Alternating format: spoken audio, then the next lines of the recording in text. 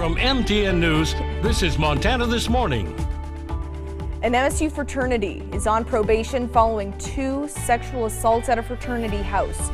When and where it happened, and what the university is saying about the incidents, that's all coming up right off the top. I'm Rachel Fortunato. Later I'll have more on a tax rally at the Montana State Capitol. I'm Megan Thompson, and coming right up, I'll tell you why the reopening of Civic Center Road here in Butte is a big day for some people. I'm Edgar Cedillo in downtown Bozeman. There's a couple of stores opening up in Bozeman. I'll tell you about the economic impact that's having coming up. Alrighty, it is 6:30 on this Tuesday edition of Montana This Morning. Jane McDonald and Matt Elwell with you. We're 6.5 hours into Tuesday. Weather looking okay. It kind of stopped raining a little bit ago, at least here locally. Drippy, I think, is how I'm putting what I'm putting at the bottom here. It looks like we're seeing a few showers still in the area, but overall drying out, especially when we're looking to the west. Our temperature is pretty uniform into the 40s for most of us, 37 among the coolest that we have out toward West Yellowstone, but we're all looking at pretty much the same forecast. Our rain showers are just kind of working their way across the area. It's pretty light at this point. We expect to see showers even into the early afternoon, although it will be a little spotty. Daytime highs today, struggling. Yeah, daytime highs right into the low 50s today. Hit and miss rain showers for the afternoon. It looks like it'll be drier in the Butte area, but we are still cool. For now, we'll talk about the warm-up that's on the way in just a few minutes. All right, thank you very much, Matt. Now, our top story this half hour, an MSU fraternity is on probation after 2 reports of sexual assault. Now, on September 22nd, 2 students reported they were victims of sexual assault at the Pi Kappa Alpha fraternity house on Grant and 5th Avenue near campus. According to a release sent out by the university, other than the location, the 2 incidents appear unrelated and do not involve any of the same individuals. University officials tell us there is no criminal investigation. However, the fraternity has been placed on conduct probation and on alcohol-free status while university staff look into any violations of policy or the Student Code of Conduct. The MSU Voice Center and the Office of Institutional Equity offers resources and advocacy for survivors of sexual assault, relationship violence, and stalking. Now, this isn't the first time that there have been reports of rape and sexual assault off campus. In 2020, there were 13 rapes on campus and 1 off campus. In 2021, there was 11 on campus and 5 off campus. And last year, there were 11 rapes on campus and 2 off campus. As we learn more about this story, we'll be sure to keep you updated online and on air. But first, former Montana Governor Brian Schweitzer returned to the Capitol yesterday to rally against rising property taxes. Now, the rally was hosted by Big Sky 55 Plus, a group that advocates for older Montanans. They say are being disproportionately impacted by climbing property tax rates. MTN's Rachel Fortunato has more. On Monday, Big Sky 55 Plus hosted a Fair Taxes Now rally at the Montana State Capitol. The Capitol Rotunda was filled with Montanans from all over the state Monday afternoon. They gathered to talk about the rise in property taxes. Former Montana Governor Brian Schweitzer spoke to the crowd. Schweitzer, a Democrat, took aim at the Republican supermajority in the legislature. So here in Montana, we elected more Republicans than any time in the history of the state. And said lawmakers focus too much on corporate tax cuts and not enough on Montana families. All of those corporate interests that were flying in here from every dang place around the country, and they were all getting their tax breaks, and they ran out of time. So they got to the end and they said, oh my God, we didn't do anything about homeowners. Well, that's all right, we're going home. But Republicans fired back. In a news release, legislative leaders cited the property tax rebate that returned $675 to residential property owners, and an income tax rebate that returned up to $1,250 to Montana families. Additionally, they noted they had filed public information requests seeking information about legislative Democrats' tax rebates, and said that 47 of 48 Democrats serving in the legislature voted against the bills providing property tax rebates to Montanans. In Helena, Rachel Fortunato, MTN News. Thank you very much, Rachel. Now back here locally in southwest Montana, after several local stores closed at the beginning of the summer, MTN's Edgar Cedillo shows us that new stores will soon be filling those spaces in downtown Bozeman. If you've shopped in downtown Bozeman, you most likely have focused all your shopping on the western couple of blocks of downtown, but thanks to some new retail, there's a couple of new stores that are opening on the east side, bringing some new life to that part of downtown.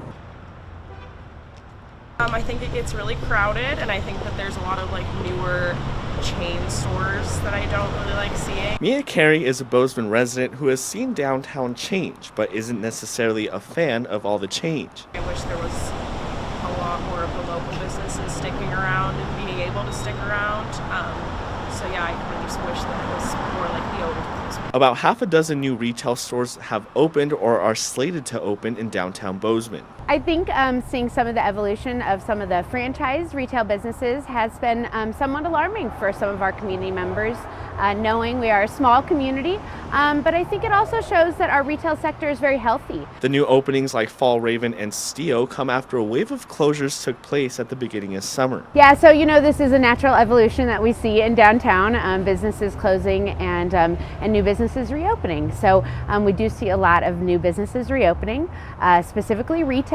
Downtown Bozeman Director Ellie Staley says that when something leaves, it usually fills up soon after. The vacancy level in downtown Bozeman stays very low consistently. So yes, when we see a business close, we generally see a business open within a couple months. With the attractiveness of Bozeman, Staley says that this could be a new pattern of retail in Bozeman. I think Bozeman has been discovered. I think most of us know that now, and I think that a lot of retail businesses have been scoping out Bozeman for some time, and now we're kind of seeing that interest turn into reality.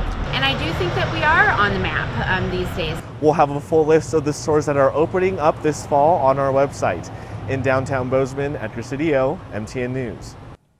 Now switching gears over to the mining city, you can go over to the Butte Library to check out books, and you can also go there to help the local animal shelter. In honor of Adopt a Shelter Dog Month, the library is taking pet supply donations that will go to the Chelsea Bailey Animal Shelter. People who drop off supplies will also get to take home a craft project. The supplies will help a shelter that's already filled to capacity, that it's not taking owner-surrendered dogs at the moment.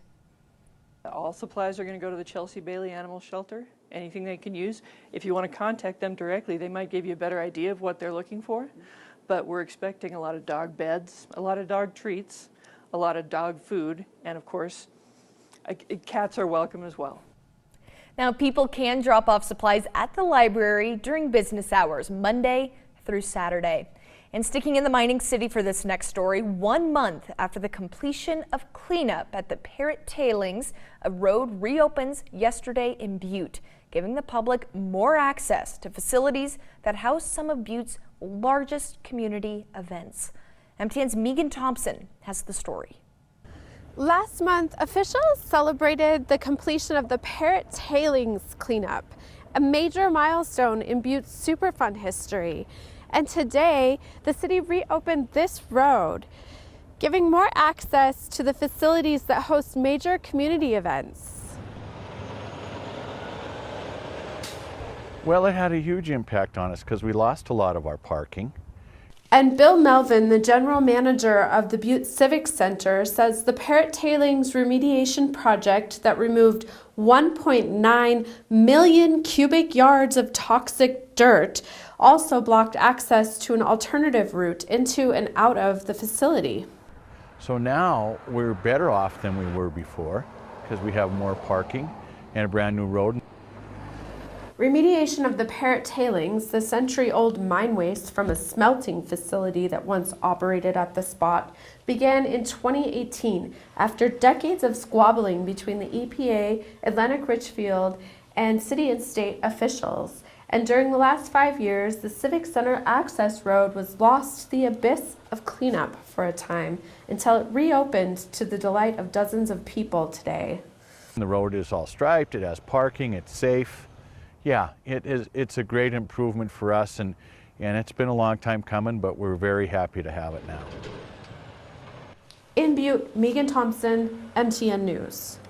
Thank you very much, Megan. Now, before we head to break, we wanted to share this story with you. The National Park Service and nonprofit American Forests have signed a 5-year, $44 million agreement to help restore threatened white bark pine. According to a news release, initial projects are planned in Yellowstone, Glacier, and Grand Teton National Parks and will involve direct seed planting rather than planting seedlings started in a greenhouse. The money to pay for the projects comes from the Inflation Reduction Act. White bark pine is listed as threatened under the Endangered Species Act and is considered a species vital to high elevation ecosystems and are an important food source for several other species, including grizzly bears. American Forests is a 501c3 nonprofit that has helped pay for more than 1,000 forest restoration projects in the United States. Now, we're going to take a short break here on Montana This Morning, but when we come back, it's been long proven the dangers of smoking cigarettes, but some modern TV shows targeted at teens and young adults depict nicotine products. So the question remains, just how does this impact the viewer? We're going to explore that when we come back.